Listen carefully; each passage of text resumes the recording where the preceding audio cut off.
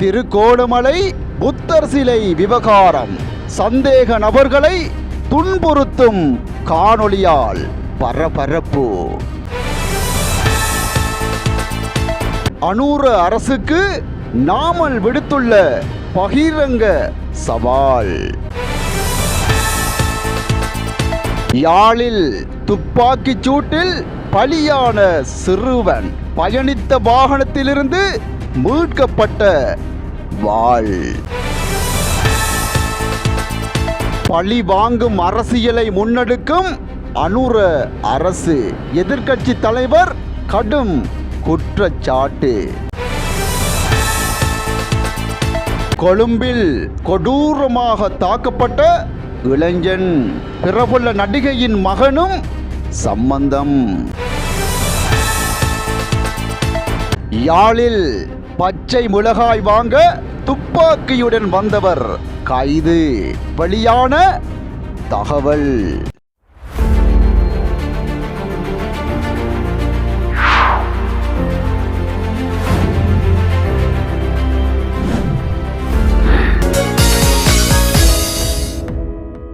வடக்கு கிழக்கு தமிழ் மக்கள் மத்தியில் தமக்கு நல்லதொரு செல்வாக்கு ஆதரவு உள்ளது என்று அனுர அரசு குறிப்பிடுகிறது. அவ்வாறாயின் இந்த அரசு உடனடியாக மாகாண சபை தேர்தலை நடத்த வேண்டும் என்று நாடாளுமன்ற உறுப்பினர் நாமல் ராஜபக்ச தெரிவித்துள்ளார்.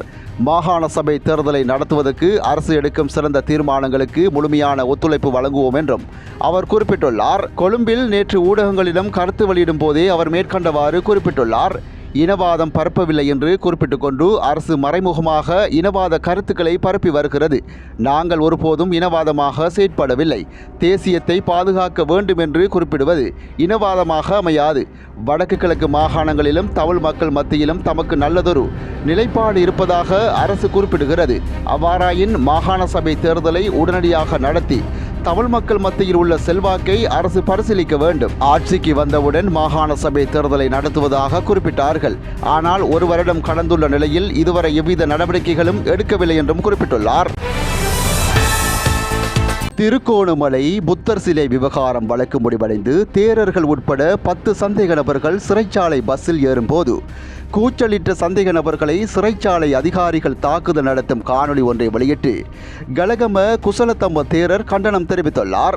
திருகோணமலை புத்தர் சிலை விவகாரம் தொடர்பில் விளக்கமறியலில் வைக்கப்பட்டுள்ள பலாங்கொடை கசப்ப தேரர் உள்ளிட்ட குழு நேற்று மீண்டும் நீதிமன்றத்தில் முன்னிலைப்படுத்தப்பட்டுள்ளனர். நீதிமன்றில் கசப்ப தேரர் உள்ளிட்ட குழுவுக்கு விளக்கமறியல் நீடிக்கப்பட்டது.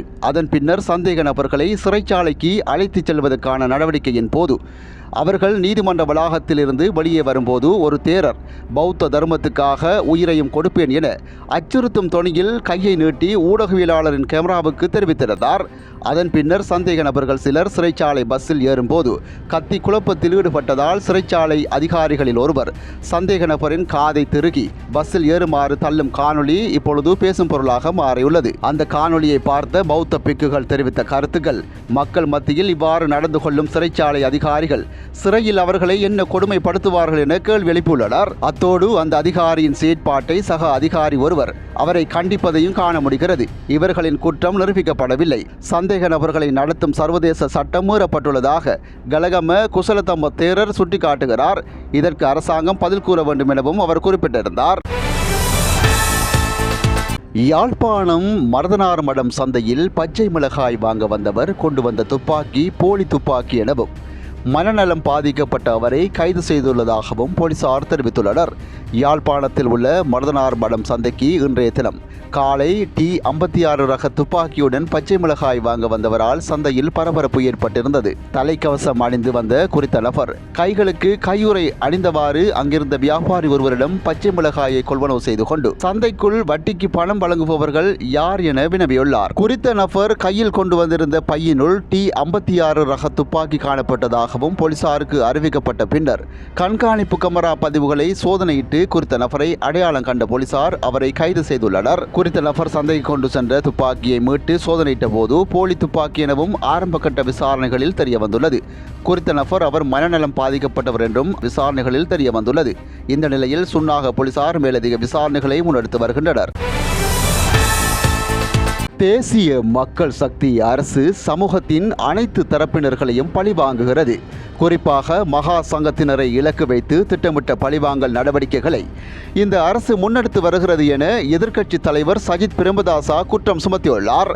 விசேட அறிக்கையொன்றை நேற்று வெளியிட்டு அவர் இவ்வாறு தெரிவித்துள்ளார்.